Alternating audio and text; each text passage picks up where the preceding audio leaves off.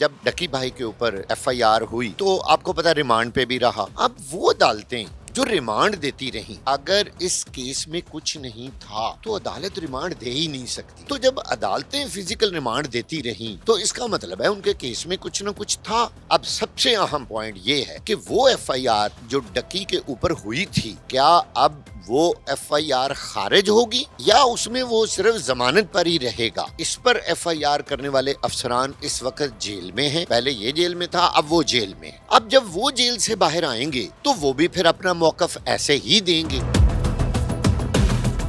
जिन अफसरान के नाम लेके 9-10 करोड़ रुपए की बात की गई है, उसमें वो लोग मुलव्वस हैं। मैं सरफराज चौधरी साहब को जेल में जाके मिल भी चुका हूँ। मुझे उन्होंने कहा ये चीजें हम अपनी जमानत तक ओपन नहीं करना चाहते। रिजाइन किया गया है, मुअत्तल किया गया है या बर्खास्त किया गया? देखें, इस वक्त इनसे रिजाइन लिया गया है। ट्रायल से पहले जब आप मीडिया पे आके इस तरह की बातें करते हैं तो इसका मतलब है आप केस पे असरअंदाज होने की कोशिश कर रहे हैं।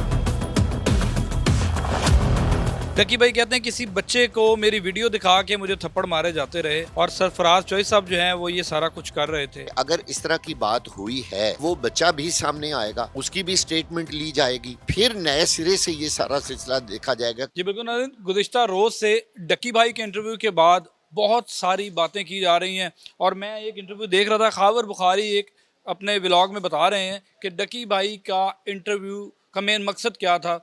तो 9.1 मिलियन जो उसका प्रोग्राम है उसको लोग अब तक देख चुके हैं और डकी के पैगाम को लोग देख के उसके नीचे कमेंट जो कर रहे हैं वो सारे डकी भाई को हमदर्दी में जाते हैं। तो आज मैं दफ्तर में मौजूद था, इस स्टोरी को देखने के बाद मेरा दिल किया कि मैं नसीर बागा साहब से बात करूं, वो भी दफ्तर में है तो उनसे फ़ायदा लें इस चीज़ का और पूछते हैं कि डकी भाई के केस की असल हकीकत क्या है।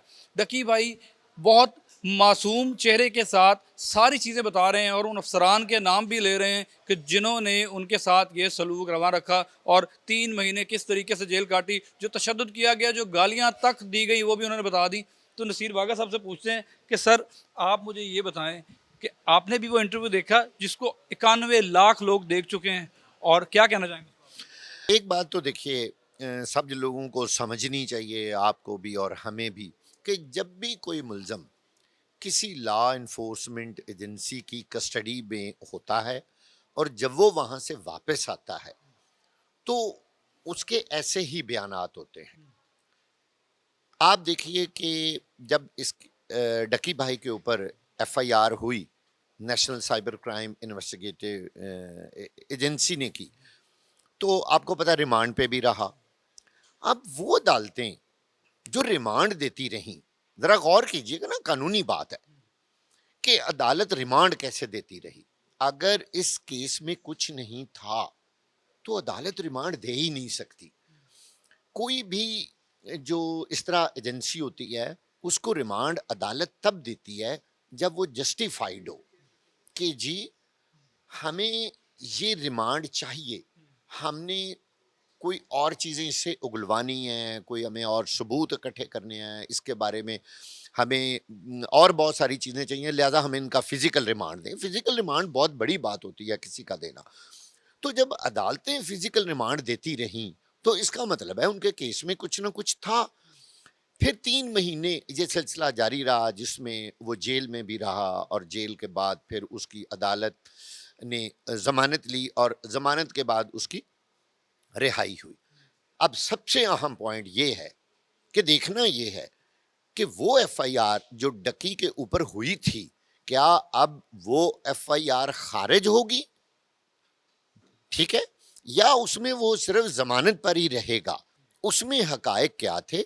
अब जो नया सेटअप है नेशनल साइबर क्राइम एजेंसी का, देखना यह है कि जब वो इसकी री इन्वेस्टिगेशन करेंगे, जैसे कि इस पर एफआईआर करने वाले अफसरान इस वक्त जेल में हैं, पहले ये जेल में था, अब वो जेल में है, ठीक है।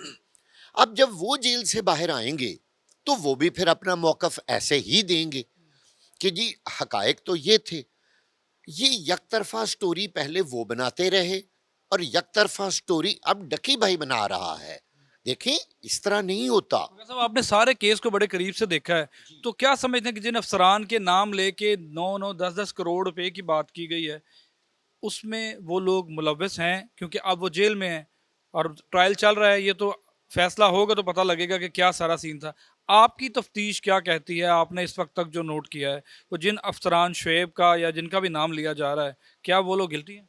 دیکھیے میں نے چونکہ اس کو بہت قریب سے کیس کو دیکھا ہے، اور میں اب آپ لوگوں کو یہ بھی بتا دوں کہ میں سرفراز چودھری صاحب کو جیل میں جا کے مل بھی چکا ہوں. میری ان سے جیل میں ملاقات ہوئی ہے اور میں نے کیس کے بارے ان سے کچھ نو ہاؤ لی ہے کہ فیکٹس کیا تھے. مجھے انہوں نے کہا کہ براہ کرم ابھی یہ چیزیں ہم اپنی ضمانت تک اوپن نہیں کرنا چاہتے، جب ہم باہر آئیں گے تو پھر پتہ چلے گا کہ ہم نے کیا کیا اور اس نے کیا کیا. اب یہ گیم کس نے الٹی یہ وہ بتائیں گے. سرفراز چودھری صاحب کی بات جی میں بالکل سرفراز چودھری صاحب سے مل کے آیا ہوں. انہوں نے یہ بات کہی کہ جی دیکھیے جب ہم باہر آئیں گے تو حقائق کا تب پتہ چلے گا. میں نے ان سے ایک سوال کیا کہ آپ کے بارے میں یہ بتایا جا رہا ہے کہ آپ لوگوں نے ریزائن کر دیا، آپ سے استعفے لے لیے گئے ہیں. اب دیکھنا یہ ہے کہ وہ استعفے کیا قانونی تھے. بائی فورس استعفیٰ تو نہیں ہوتا، لیکن اب بھی ممکن ہے حکومت نے اس کو قبول کر لیا ہو، جس میں ان سے یہ ریٹن لیا گیا کہ یس ہم نے یہ کرپشن کی تھی اور اس کی وجہ سے ہم اپنے عہدوں سے ریزائن کر رہے ہیں. اب یہ ریزائن کن حالات میں ریزائن کیا گیا ہے, معطل کیا گیا ہے یا برخاست کیا گیا؟ دیکھیں اس وقت ان سے ریزائن لیا گیا لیا گیا ہے. جی لیا گیا ہے. ان کا یہ کہنا ہے کہ ہم نے ریزائن دیا نہیں لیکن ہم سے ریزائن لیا گیا ہے. اب وہ ریزائن کن حالات میں لیا تھا وہ باہر آ کے اپنے ریزائن کو یقینی طور پر عدالتوں میں چیلنج کریں گے کہ جی ہم سے کن حالات میں ریزائن لیا گیا اور ریزائن لینے کے لیے جو قانونی تقاضے ہیں کیا وہ پورے ہوئے ہیں کہ نہیں. اگر وہ ہوئے ہیں تو ٹھیک ہے، پھر وہ ان کا ریزائن مان لیا جائے گا یا وہ کنٹینیو رہے گا. ڈاکٹر صاحب سعد الرحمان کے اس 50-52 منٹ کے انٹرویو اور ایک اپنے پیغام کے بارے میں کیا کہیں گے آپ کہ وہ ضمانت پہ ہیں؟ یہ ان کے لیے مشکل تو نہیں بن جائے گا یہ مطلب جو اسٹیٹمنٹ جو دے دی ہوئی اب تک، کیونکہ کیس سے جب فارغ ہوتے تو تب شاید بات کرتے تو اور بات ہوتی. دیکھیے کوئی بھی کیس جب کوئی بھی شخص کسی کیس میں جب انڈر ٹرائل ہوتا ہے تو اصولاً اس کو اس طرح کا کوئی انٹرویو نہیں دینا چاہیے، کیونکہ ابھی یہ کیس عدالت میں ٹرائل ہوگا اور ٹرائل سے پہلے جب آپ میڈیا پہ آ کے اس طرح کی باتیں کرتے ہیں تو اس کا مطلب ہے آپ کیس پہ اثر انداز ہونے کی کوشش کر رہے ہیں، آپ پورے سسٹم کو جو ہے انفلوئنس کر رہے ہیں کہ جی اصل حقائق یہ تھے. اب حقائق تو دیکھنے ہیں اسی تحقیقاتی ادارے نے، اسی ایجنسی نے، اور وہ نئے افسران جو اب اس کیس کو دوبارہ ری انویسٹیگیٹ کریں گے، کیونکہ ابھی تو اس کی ضمانت ہوئی ہے، مقدمہ خارج تو نہیں ہوا نا ڈکی بھائی کا. اب ان میں کیا حقائق ہیں یہ ایک اور انویسٹیگیٹو رپورٹ سامنے آ جائے گی. ابھی تو صرف میں بار بار کہہ رہا ہوں ضمانت ہوئی ہے. بات کاٹ رہا ہوں. ایک اور سوال, ڈکی بھائی کہتے ہیں کسی بچے کو میری ویڈیو دکھا کے مجھے تھپڑ مارے جاتے رہے اور سرفراز چوہدری صاحب جو ہیں وہ یہ سارا کچھ کر رہے تھے, تو اس بارے میں کوئی آپ کی بات ہوئی ہے یا کوئی ایسی چیز سامنے آئی ہے؟ میرا خیال ہے کہ اگر اس طرح کی بات ہوئی ہے تو پھر وہ بچہ بھی سامنے آنا چاہیے، اور اس بچے نے اگر وہ ویڈیو ریکارڈ کی ہوئی ہے، وہی جو ڈکی بھائی نے جیسے بتایا کہ جی مجھے اس وقت وہ گالیاں دے رہے تھے اور انہوں نے کہا جی آپ ایسے ٹانگوں پہ کھڑے ہوں، اور بچے کو کہا کہ آپ ان کو گالیاں نکالیں. اب دیکھیں یہ بہت بڑی بات ہے. اب وہ بچہ بھی سامنے آئے گا، اس کی بھی سٹیٹمنٹ لی جائے گی، اور پھر نئے سرے سے یہ سارا سلسلہ دیکھا جائے گا کہ کیا جن افسران پہ یہ الزام لگا ہے کیا وہ سچا ہے یا نہیں. ایک اور سب سے اہم بات، دیکھیں کسی بھی آفیسر کے بارے، ایون کسی بھی ملزم کے بارے، یہ بات روز روشن کی طرح واضح ہوتی ہے کہ اس کا بیک گراؤنڈ کیا ہے. کیا اس پہ کبھی اس سے پہلے کوئی کیس بنا؟ کیا یہ ہیبیچول ہے؟ کیا یہ اس طرح کا کیس کر سکتا ہے؟ کیا یہ ایسی کوئی غلطی یا ایسا جرم کر سکتا ہے؟ آپ نے دیکھا ہوگا پولیس اور تمام انویسٹیگیٹنگ ادارے جو ہیں نا وہ بندے کی بیک گراؤنڈ ضرور چیک کرتے ہیں. فٹافٹ اس کا شناختی کارڈ ڈالتے ہیں, دیکھتے ہیں کہ کیا یہ پہلے سے, جس کو ہم کہتے ہیں نا ریکارڈ یافتہ, کہ کیا یہ ریکارڈ یافتہ ہے یا نہیں. اب ہم نے یہ دیکھنا ہے کہ سرفراز چودھری کے بارے, شعیب ریاض کے بارے اور دوسرے جو افسران اس وقت گرفتار ہیں ان کی بیک گراؤنڈ کیا کہتی ہے. کیا اس سے پہلے بھی ان ماضی میں ان پر کوئی پیسے لینے کے الزامات لگے ہیں, یا یہ صرف واحد یونیک کیس ہے جس پر ان کے بارے میں یہ باتیں کہی گئی ہیں. ظاہر ہے ہر ادارہ یہ چیز ضرور دیکھتا ہے, اس کی بیک گراؤنڈ دیکھتا ہے کہ پہلے کیا تھا اب کیا ہے. کسی بھی شخص پہ یک طرفہ الزام لگا کے اس کو ملزم قرار دینا, چاہے وہ ڈکی بھائی کیوں نہ ہو اور چاہے وہ سرفراز چودھری کیوں نہ ہو, چاہے شعیب ریاضی کیوں نہ ہو, تو میرا خیال ہے یہ انصاف کے تقاضے اس طرح پورے نہیں ہوتے. ایک اور نیوٹرل اب ایجنسی جو ہے وہ کوئی اپنا ایک بنائے گی, ایک نیا آئی او مقرر ہوگا جو ان ساری چیزوں کو کی دوبارہ پنچھان کرے گا, اور یہ دیکھا جائے گا کہ ڈکی بھائی جو یہ فرما رہے ہیں اب سوشل میڈیا پر آ کر, کیا وہ سچ ہے یا وہ جھوٹ ہے. اور دوسری طرف کی بھی بات سنی جائے گی نا.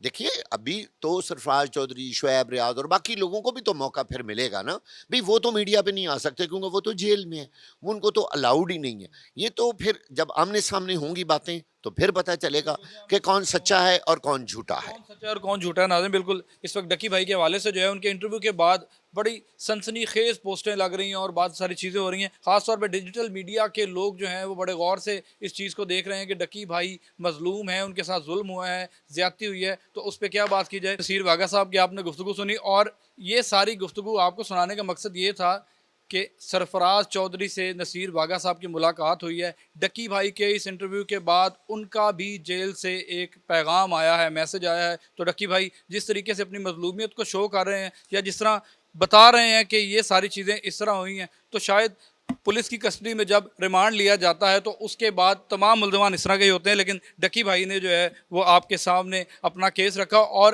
91 لاکھ لوگوں نے اس کو اب تک دیکھ لیا ہے. 9.1 ملین لوگوں نے 20 گھنٹے کے اندر ڈکی بھائی کے اس پیغام کو دیکھا ہے, اور سب 100 میں سے 80% جو لوگ ہیں وہ سعد الرحمان ڈکی بھائی کی مظلومیت کو وہ کہہ رہے ہیں کہ ان کے ساتھ زیادتی ہوئی ہے, ان کے ساتھ ظلم ہوا ہے. اب یہ تو آگے آنے والا وقت ہی بتائے گا کہ جس وقت سرفراز چودھری اور دوسرے ایف آئی اے کے افسران باہر آتے ہیں تو یہ کیس کس طرف جاتا ہے. ملتے ہیں نئے ٹاپک نئے اسٹوری کے ساتھ, تب تک کے لیے مجھے اجازت دیجیے. اللہ حافظ.